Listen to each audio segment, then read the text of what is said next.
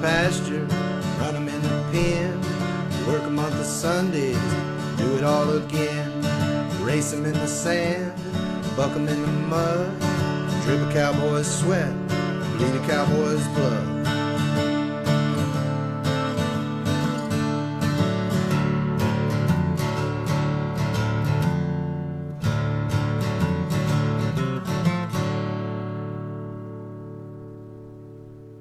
Hi, I'm tie-down roper Tyson Durfee, and you are watching the Pepper Stewart Show. Yeah, that's what he said. I didn't say it. He said it. That's what he told you you're watching. I didn't tell you you're watching it. He said you're watching it because you are. Why? I don't know, but you're tuned into the Pepper Stewart Show. Never heard of him, dude. Well, now you have. Now you have. So now you are more enlightened, I guess. Oh, thanks for coming back with the ringer on. Pulled a text move right there. Somebody's calling me. But we ain't worried about that. We got stuff to do. We got stuff to talk about. I'm rolling and strolling solo today. So with that, I got a lot of stuff to talk about. Even with my cough. I fought that thing last week. I'm going to fight it again this week. So we're going to work on it. CBR tonight. We're going to talk about some bull riding news, some bull riding stuff today. What in the world? And then we'll get to some other stuff along with that for you guys. I don't know what just happened with that. Denton, we're going to talk to a CBR guy, Denton Fugate right there. We're going to talk to him for a little bit. And we're going to do some cattle reports, cattle news and things. We got that rolling as well, as we always do. So we'll tell you about some cow prices, some sales and things. Some folks had posted about going to sale barn. I guess over the last weekend I went and sold a few, bought a few. So we'll tell you about that, about what the prices are doing right now. So we'll tell you about it. We'll show you the prices. You can decide for yourself. God, I got a cough. But that's what's going on tonight. I got some stories for you. We got some good crazy stories, some good non-crazy stories, some beef, some bull riding, and some stuff. What else do you need? What else do you need besides beef, bull riding, rodeo, crazy stories, and no text? What? No text. How about that? Text is nowhere to be seen. What is that? Look at that. Where's the text? Where's Eric? Where's Eric? Where's text? Right now you're looking at a blank screen. Why? Because they are not here. Not here. So I don't know where they are, but they're not here tonight. So it's just you, the camera, and the computer. If you want to call it that, that's up to you. We got some other stuff going on. In the switches over there, so worry about that. And our featured artist, I'm trying not to cough. We got our featured artist tonight too. We're gonna throw out some tunes from him. Matter of fact, why don't I just throw one down for you right now? I'm just gonna throw one down for you right now, and then we'll come back here, start talking about some stuff, and then we're gonna ring a ding ding.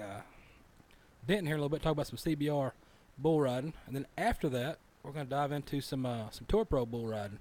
Show you a few highlights. We got some highlight rides to show you. We're going to put those in your face for you guys to see. So be ready for that. But right now, we're going to throw down a tune from Tony Lundervold right here. We'll throw a tune at you. See what you think about that. And be right back.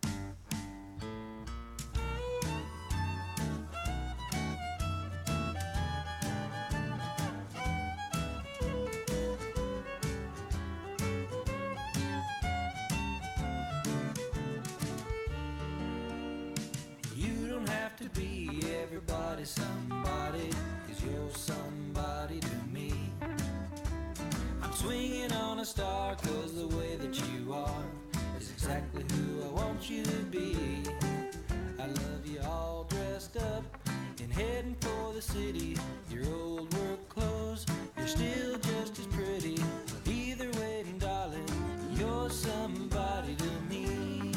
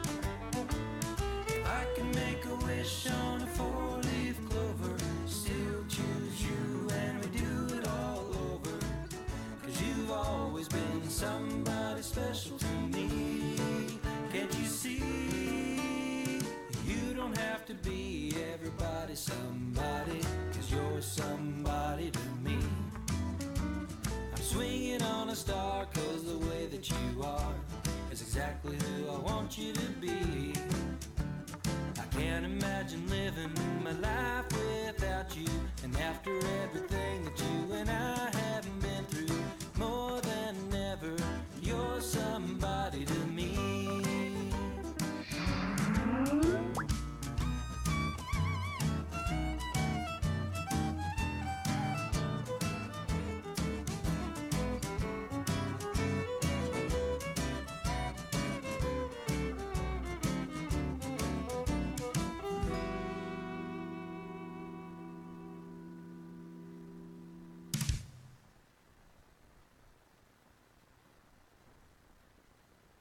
Yeah, how about that? If that don't get your toe to tapping, check your carburetor, something missing. That's what I'm talking about. So anyhow, we did tell you we're going to talk to some folks. We're going to throw some bull riding at you. And that we are going to do. We're going to go ahead and do some ring-a-ding-ding. And then you guys tonight are going to have the opportunity to do some ring-a-ding-ding. We're going to be taking a few calls. A few calls from you guys tonight. See what you got. If you got something, call if you got something.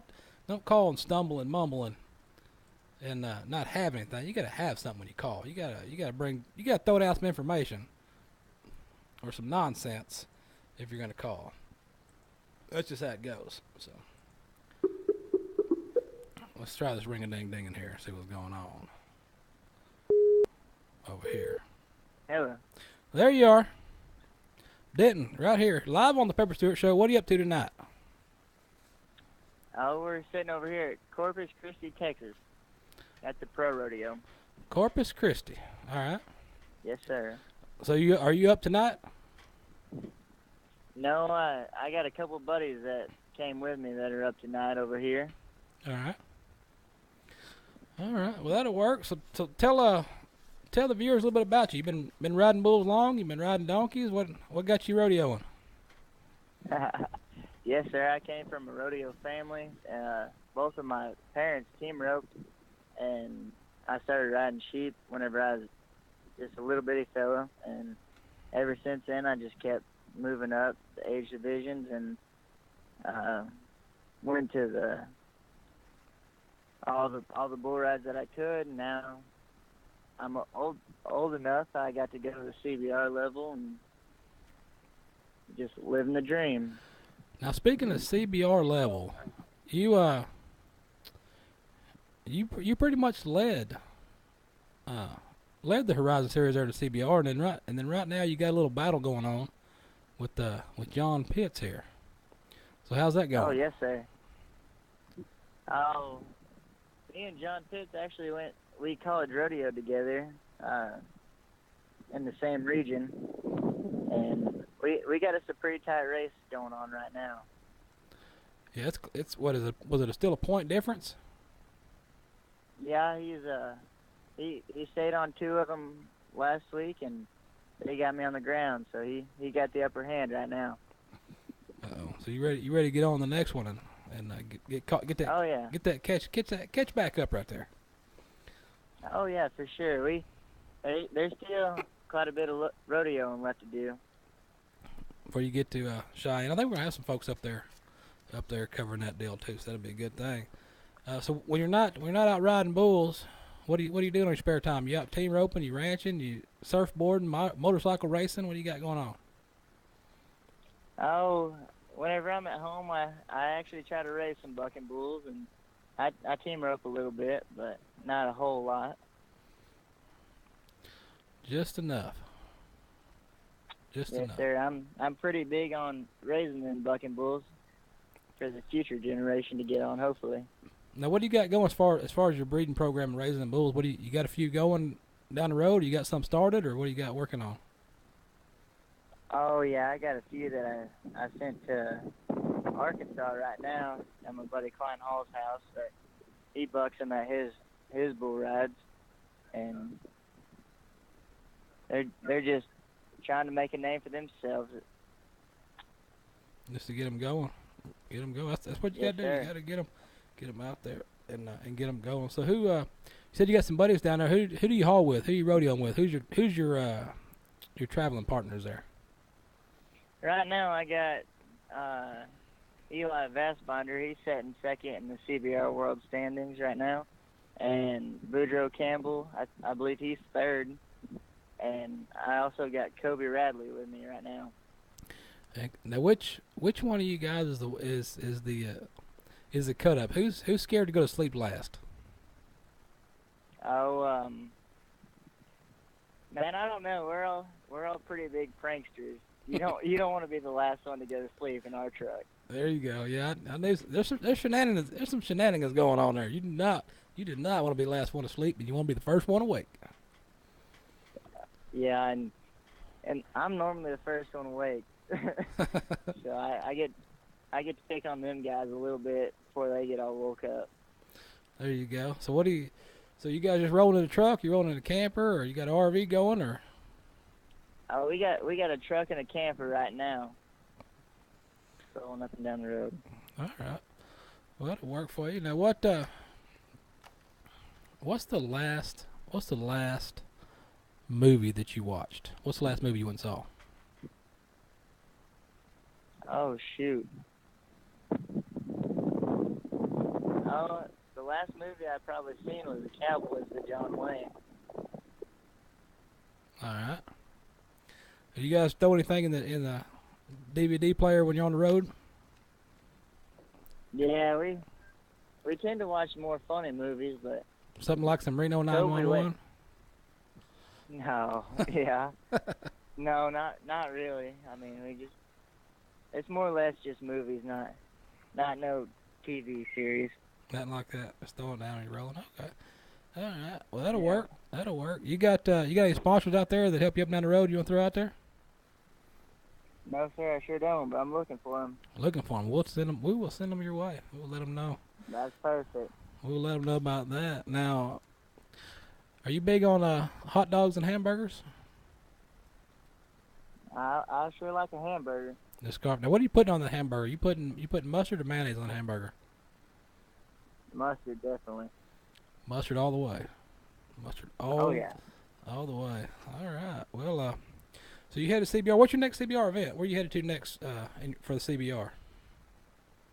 Tomorrow night we're at the George Paul Memorial in Del Rio. That's a Horizon event. And then Saturday night, that's a Cinch Tour event. All right. Well, that's gonna be a good deal. Now, I saw a truck or something today on the internet that had George Paul on it. Now, is that part of the Horizon deal, or is that? Yes, sir. That's part of the Horizon. The guy that wins the Horizon gets to get on a bull for a chance to win that pickup truck. I saw that truck today on the internet, and you could feed some bulls out of that truck. Oh boy. You sure could. You could. I tell you what, I was looking at that, and at first I thought it's just going to be a 2-door, and it kept coming out. So that's 4-door. Boy, somebody's going to get them a nice truck. Yeah, they went all out. They did. They stepped it up from them old F-150, cheap F-150 days, and got them a Dodge. Yes, sir. That's a nice Dodge. Nice Dodge. All right. Well, I'll tell you what. I won't hold you up since you're at the rodeo. You may need to go pull some ropes for these guys, so we'll let you get back to it. And we appreciate you visiting with us. Tell us a little bit about you and what you do and things like that. And man, we'll give you some good luck on the rodeo road. Thank you, sir. I appreciate it. Thank you. All right. What was that? That was Denton right there. Tell us about stuff. Now I'll throw out that Reno 911 because he's got a video on the internet of some Reno 911 action going on with old Lieutenant Dangle. If you don't know who that is, check that out. That's some good stuff for you. Let's throw down some. I don't want to back-to-back these things. So let's throw out some cow prices right now. Let you guys know about some cow stuff. We're gonna talk about cow stuff. Time to talk about cows. Move on over to the sale report right here. Look at this. This is Emory Livestock Auction right here. Matter of fact, I was there that day. How about that? You're still rolling about 80 cents. 80 cents to 210 on your 3 weights and under, and your 3 to 4, 5 to 6, all about 80.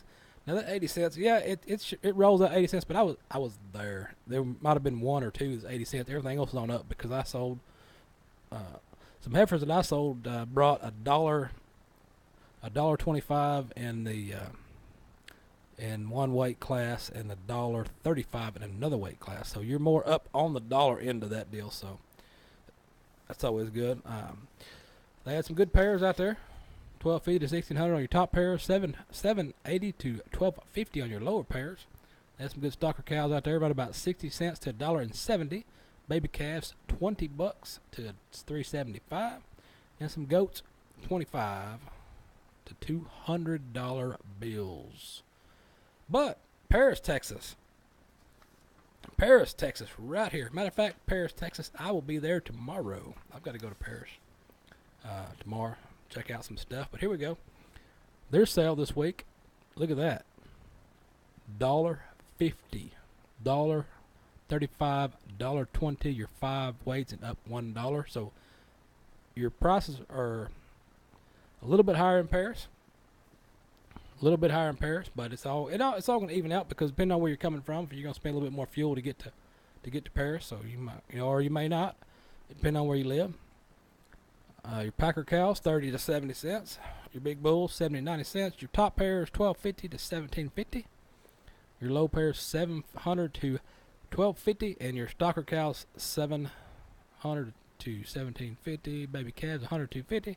Goats, $25 to $100 bills.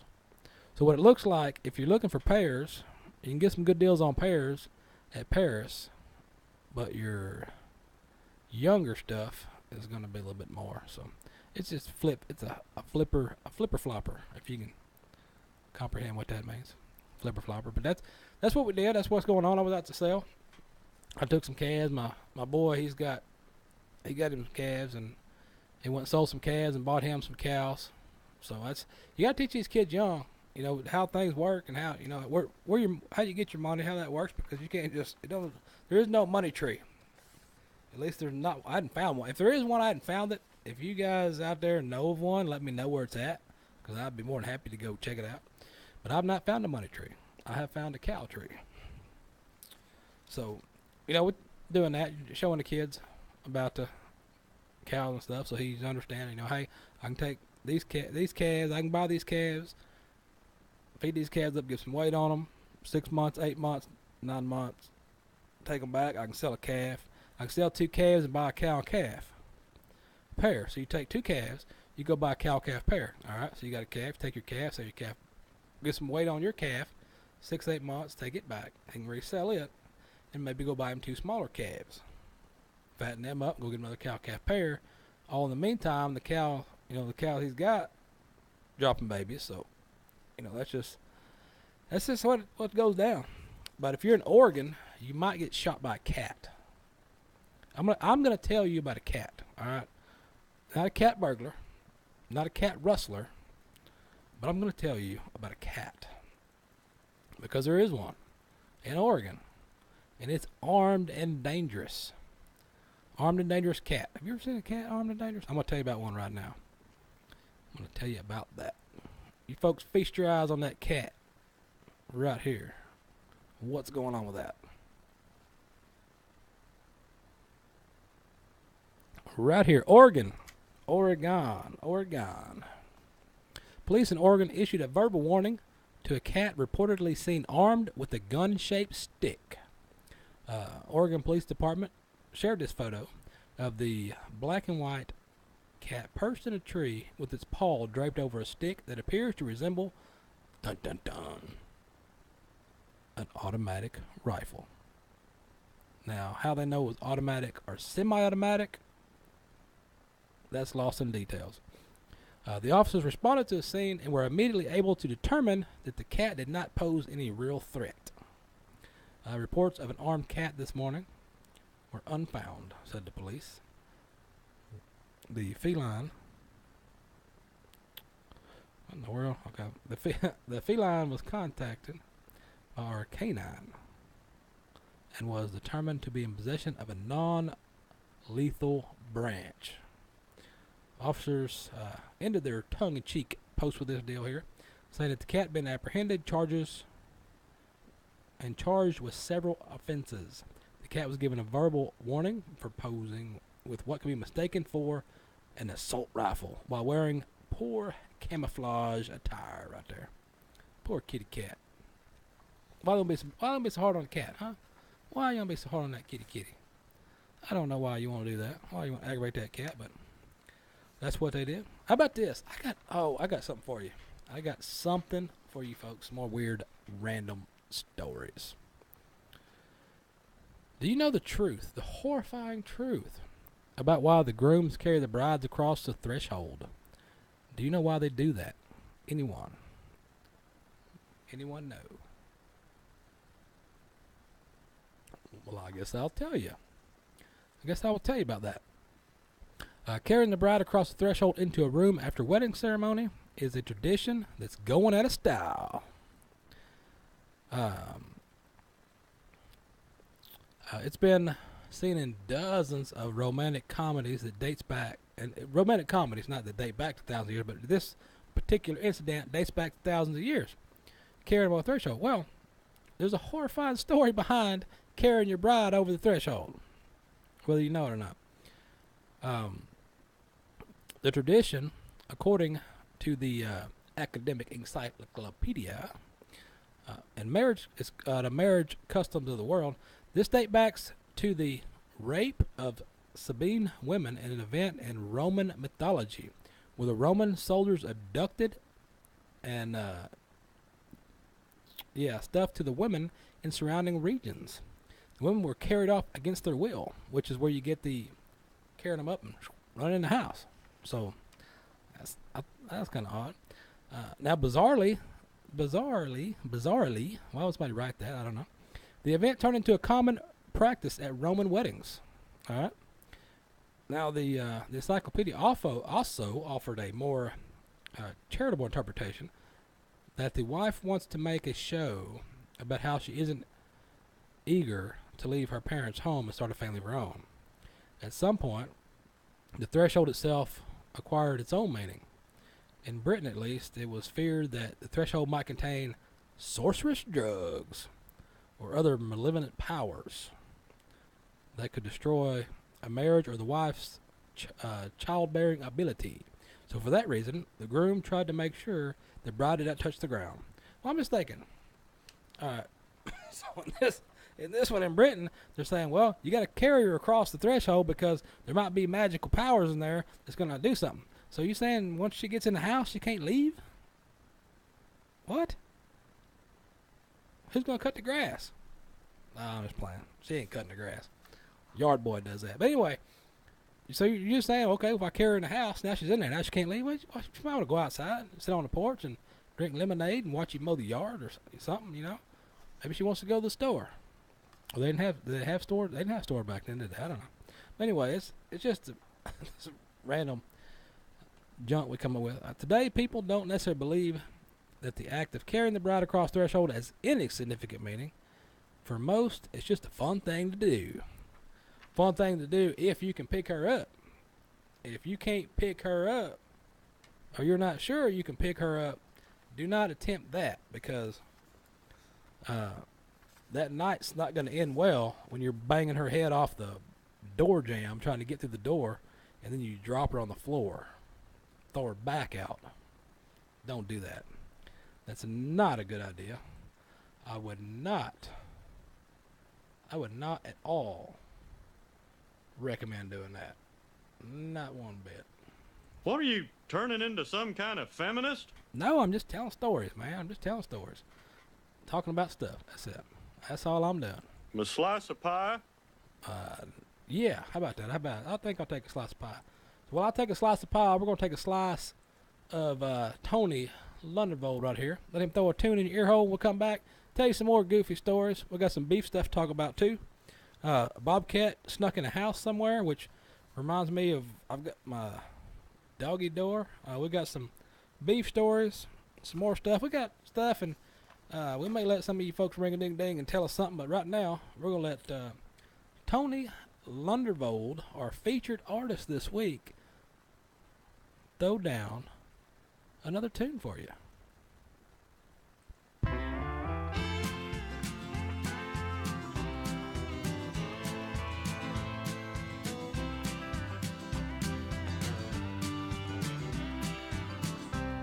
She was definitely a looker. Don't think he hadn't noticed. Just 'cause he was 83, his eyes were bright and focused. But when he saw these two young bucks without an ounce of cool, he said, "You better listen close. You need to hear the truth. Well, you call yourself a cowboy, well, you got a ways to go. 'Cause in your real cowboy, you take it nice and slow. If you wanna catch that pretty gal, then listen to what I say. Takes a lot of time and patience when it's done the cowboy way.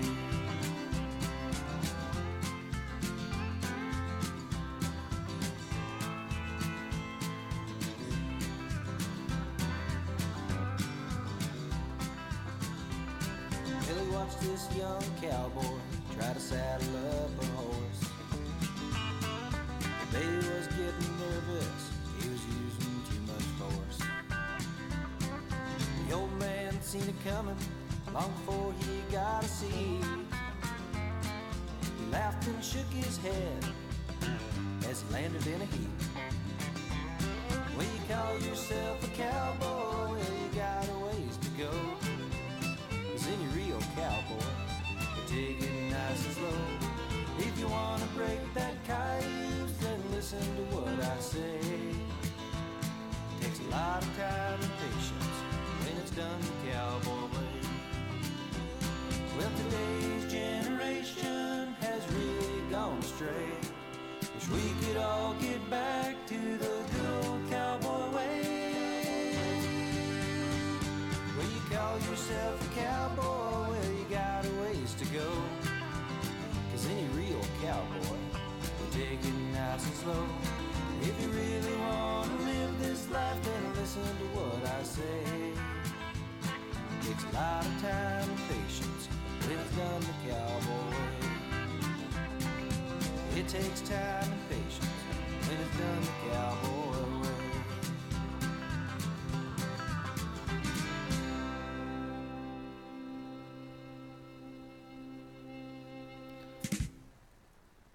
Yeah, do it right. That's what he said. Do it the cowboy way. Do it right. You know, it takes some patience, takes some time, but you know, you gotta do it right. You know what I mean?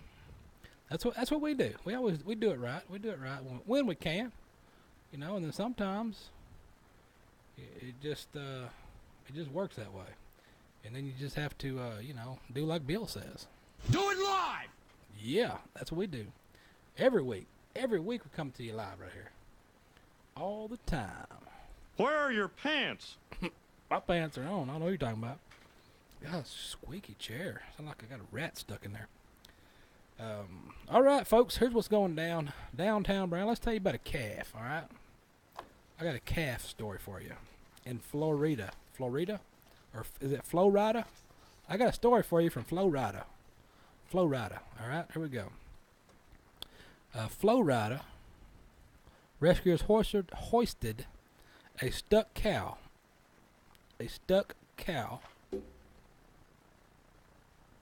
from a ditch. Florida in a ditch. Sounds like his song. All right. Florida Sheriff's Office said member of its agricultural crimes unit responded to a muddy ditch to rescue a cow that was nearly submerged. Was the cow committing a crime and on the run, and then got stuck in the ditch? Details we need to know. Polk County Sheriff's Office said members of the unit responded Monday afternoon to the ditch in Juanetta, where they found a cow stuck belly deep in the mud. The rescuers used unique equipment from Florida's Department of Agriculture and a front-end loader belonging to the cow's owner to hoist the bovine to safety. So the cow wasn't far from home, I'm guessing. She's happily back grazing in the pasture, and if she could talk, if the cow could talk, okay, so they're saying if the cow could talk, what would the cow say? Of course the cow would say, Thank you. Oh, yeah. That's horrible. That was a horrible ending to that story. Good for the cow, but horrible for the rider. That didn't make any sense, guys. God, I'm trying not to cough. What do we want? Oh, you know what we want to do? How about we throw some videos in your face? You may throw some videos in your face right now. I've got one deal, because here in Tacoma, Washington, PBR, Professional Bull Riders right here, PBR. Tacoma, Washington event took place here recently. Stormy Wing went 3 for 4, including an 89-point ride on more big bucks from Dakota Burger and Struve Rodeo to win the Built Ford Tough Championship round. That's Stormy Wing's second win in 2017 and set a career-high Built Ford Tough Series event victory in the season for this native Texan there. For the finish, Stormy took home 605 points and $39,000 bills. Moved him from number 14 in the world to number 7. So that is that's what you want to do right there. You want to move on up. You want to move 83. What? Who's 83? What are you talking about? What are you talking about? Who's talking about that? But yeah, we're going to throw this out there and let you check out Stormy Wing on Big Bucks right here in Tacoma, Washington. 83 or better, he wins for the 3rd time in his career. If not, Joao Ricardo Vieira wins.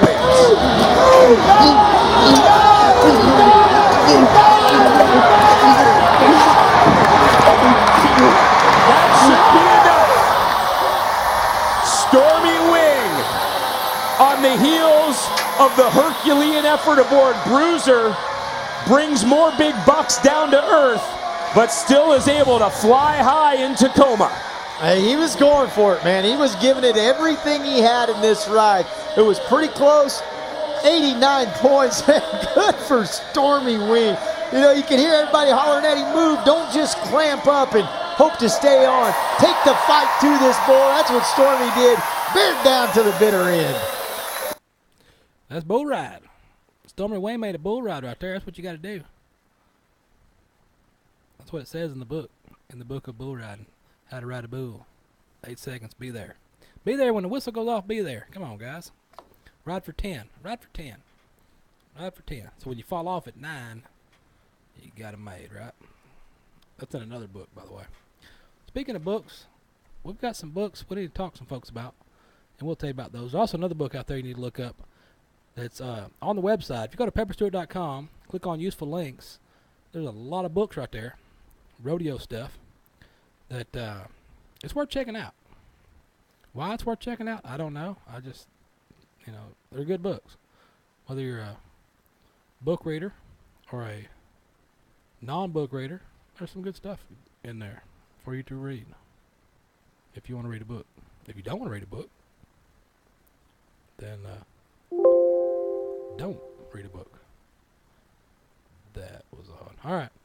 Speaking of bull rides, Shane Proctor was there too in Tacoma. Did you know? Did you know what he did? To win. Shane Proctor did in Tacoma. He was on a little bull that they call Pearl Harbor. So I guess you probably want to watch his ride as well. Why would you not? To win.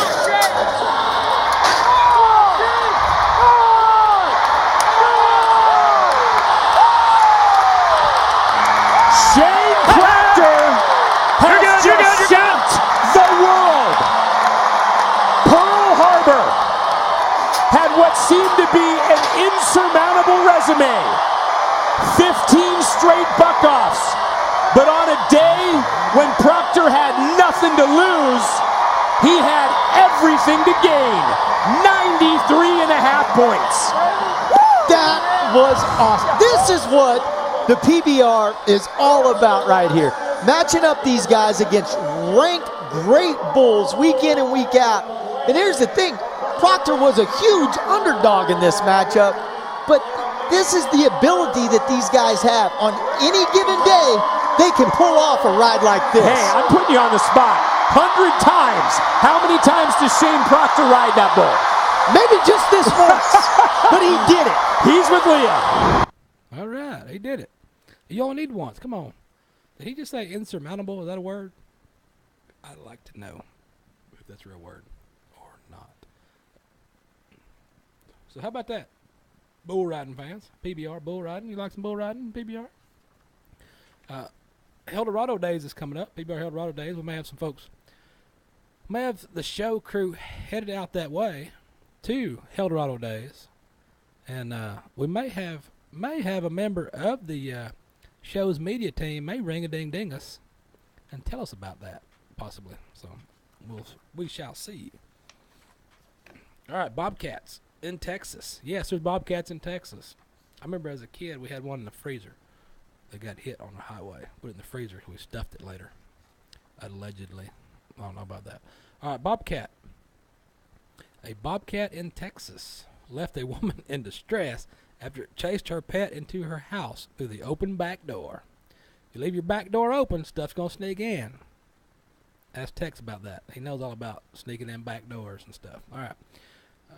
Pat McDonald, not of Old McDonald's farm, Pat McDonald, Plano, Texas, says she left her sliding glass door open just enough to allow her min pins, those miniature pinchers, to walk between the house and the backyard whenever they wanted to.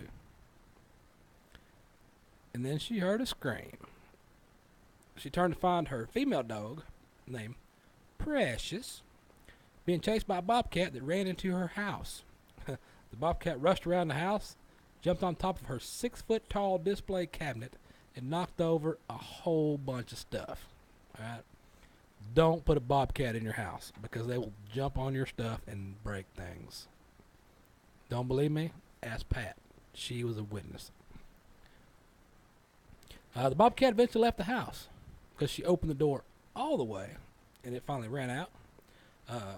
Precious, the 9-year-old dog, had sustained serious injuries from the bites. The vet said the dog's going to be all right, put a few stitches in there, she'll be good. And old Pat McDonald says she plans on keeping her back door shut. Sorry to hear that, Tex. She's keeping her back door shut. Her neighbor, Luis, said, I've seen that bobcat in the neighborhood all the time. I didn't think it was going to come to your house.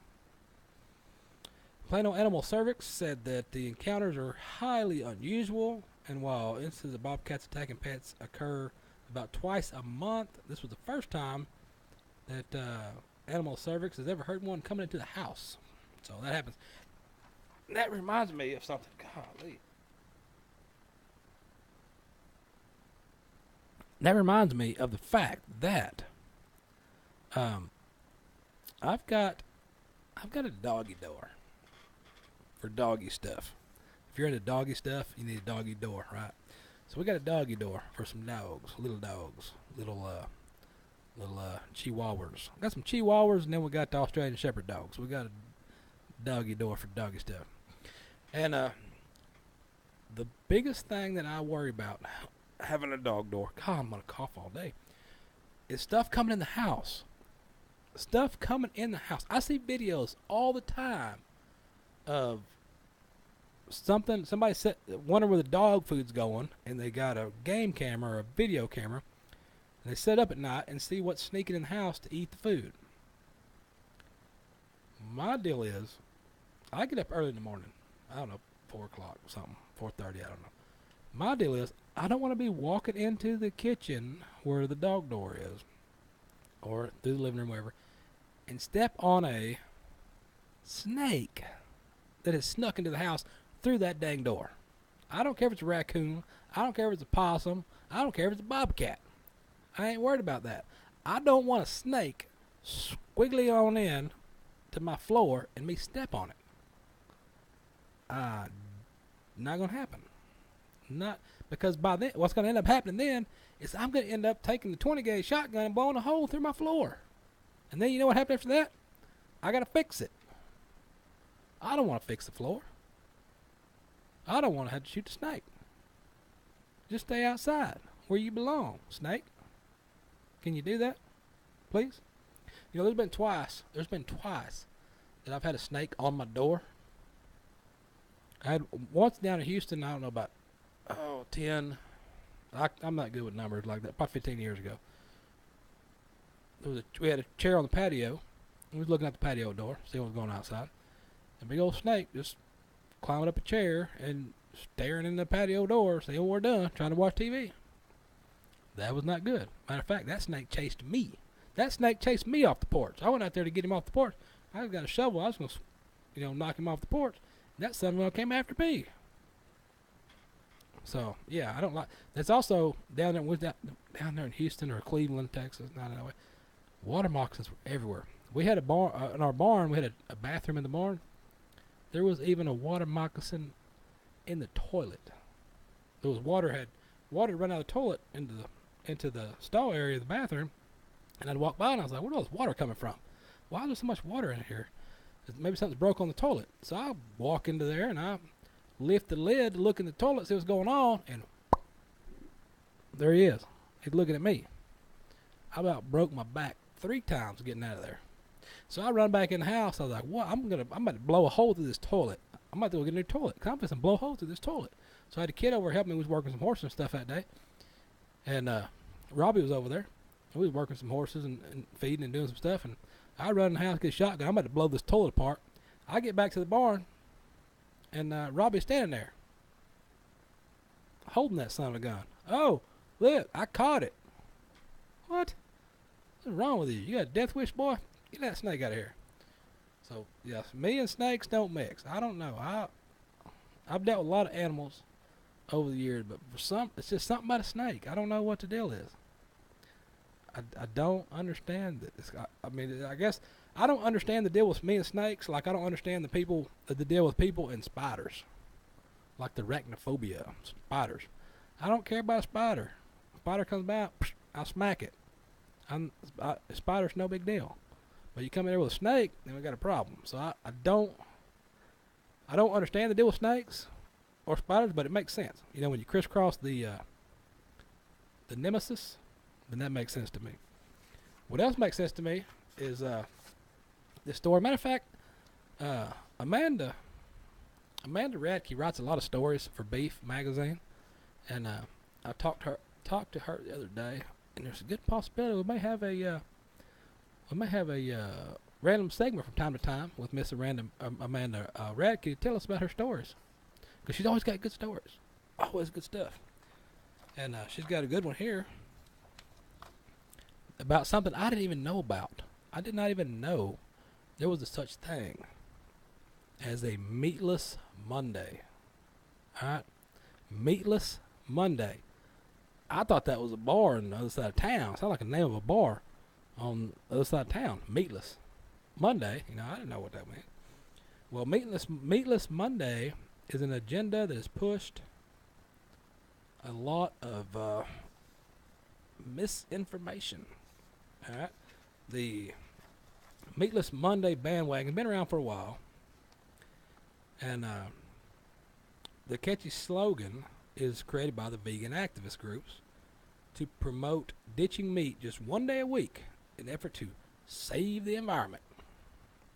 If protesters want to save the environment, they picked up all their trash they left out there in that wherever that pipeline deal was. They were out there protesting the pipeline or something. I'm gonna get me started on something else. Out there protesting the pipeline, claiming that the pipeline was going to affect their water system. Do you know how many pipelines crisscross the entire United States plus the world? I'm sure they got them over there too, but there are so many pipelines that crisscross all over the place. So point out on that map which one of those is going to affect your water supply. Tell me about that.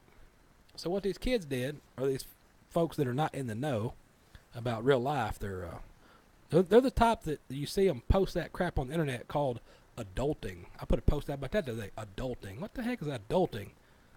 I've got to be an adult now and do some adulting. No, it's called life. It's called living. You got to live your life. Quit being a baby.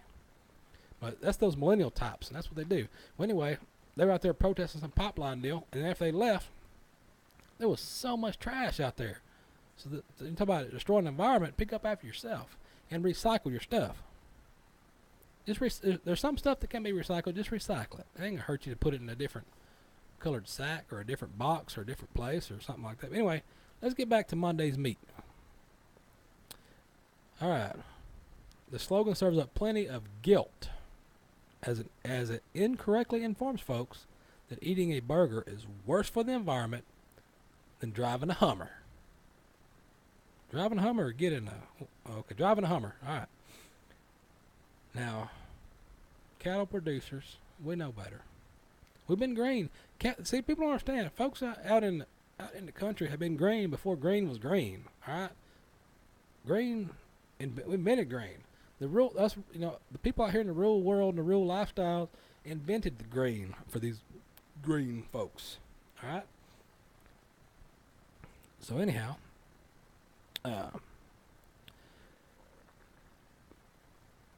time and time again, the cattle grazing, they benefit the soil, they manage the weeds, prevent wildfires, they provide habitat for wildlife. There's a lot of stuff that goes on. Despite even the science backs it up, it don't matter. These meatless Monday agendas, they continue just like every other agenda from every other activist that don't know. It's like, all right, I'm not even gonna get to the story because I keep rambling off on other stuff because there's nobody else in here to mumble about anything. Activists. If you're an activist, whether you're a PETA activist or a hamburger activist or a lettuce activist or rabbits, donkey show activist, whatever you are, if you have an opinion about something, I don't have a problem with that. Everybody's got opinions. Everybody can talk about what they want to. The deal with activists is if you're going to become an activist and be against something, take some time, do some research, learn about what you're against really well. Because if you can't hold up a decent argument and really fight your side of the point of what you're talking about, you just look like an idiot. And once you say something so stupid that everybody's like, oh, yep, this idiot don't even know what he's talking about. And he's the activist for this deal. And we see it all the time, for instance, in rodeo. You see these rodeo activists out there holding these signs, blah, blah, blah, this, that, and the other. And they come out there screaming and hollering because they're always mad. They like to be mad. They're people that like to be mad. I'm mad, blah, blah, blah. What are you mad about? I don't know. That's what happens. And then they come at you with, oh, well, you're putting these ropes on these huevos to these bulls and blah, blah, blah. No, it's not how it works. So when somebody comes at you with that, you're like, well, evidently they don't know what they're talking about because they haven't been around long enough to know anything. Activistism. If you take your activistism, that's a word that's made up, by the way. You can write that down. Go to the rodeo. Go to a ranch that raises rodeo stock and go look around. Go walk around. Go talk to the stock contractors. Talk to the people and just see how things operate and how things work and get a better understanding of what you're against. Because not all the time, but sometimes these people will get a better understanding and a better perspective of what's actually going on than the misinformed crap that's being fed to them by the PETA types. Just like there's all these videos going around about lambs, about how you share, getting the wool. Don't wear wool boots or don't wear wool clothes because they have to kill lambs to get wool. No, they don't kill lambs to get wool. And then the PETA thought a video with some lamb laying out there with cuts all over it. Well, that's not even, I don't know where you even got that. Go to any high school FFA program, agricultural program across the USA and go in there and watch them shear sheep. Go watch it. And you're like, oh, wait, really? That's just like getting a haircut. Duh. That's what it is. It's just a haircut, guys. Just getting a haircut. You get a haircut all the time, don't you? I get a haircut. I use some zzz on my head, too. It don't kill me. It don't bleed my head out. It just gives me a haircut. It just also reminds me that I ramble on the most random stuff, which is, I guess, why we throw randomness out there, because I was deep off in this story right here about Meatless Monday. 6 reasons why I eat meat every day, even Monday. Study shows red meat is nature's multivitamin. 7 ways the doctor is lying to you about red meat. Dr. Oz is lying about red meat. Why is Dr. Oz lying about red meat? That guy needs to eat some meat. It's like a toothpick. That'll be on TMZ later, watch. All right. Second, the campaign promotes going vegetarian for your wallet. That's BS, because I eat salads from time to time, and a dang salad costs more than that hamburger. So don't tell me you're gonna save my wallet, because that is not how that works at all. So don't even tell me that. I can't do it. No, you can't do it. Next up, numbers show going meatless is losing its cool. You can do beef bite on a budget. Could beef be the simple cure for diabetes? Well, stop eating so much sugar. Diabetes, and that's another thing on diabetes. Why is all this? I can't read that anymore. Sorry, man, I can't read that story no more, because every time I read something about something else, it just throws me off on another tangent here. Diabetes. Everybody got all upset because some coffee shop made a rainbow coffee. They were like, "Oh man, it's got so much sugar in there, I'm gonna die." No, a 20-ounce soda pop. Can I say soda pop? Even though I'm in Texas, I can't. I won't say the real name because they didn't send me none. So, you get a soda. It's got the same amount of sugar, sometimes more than what that little fruity looking coffee's got, and everybody's going out of their mind that they're going to get diabetes for drinking some weird coffee. I don't get that either. I drink my coffee black. I like it black. Like my soul. Thick and black.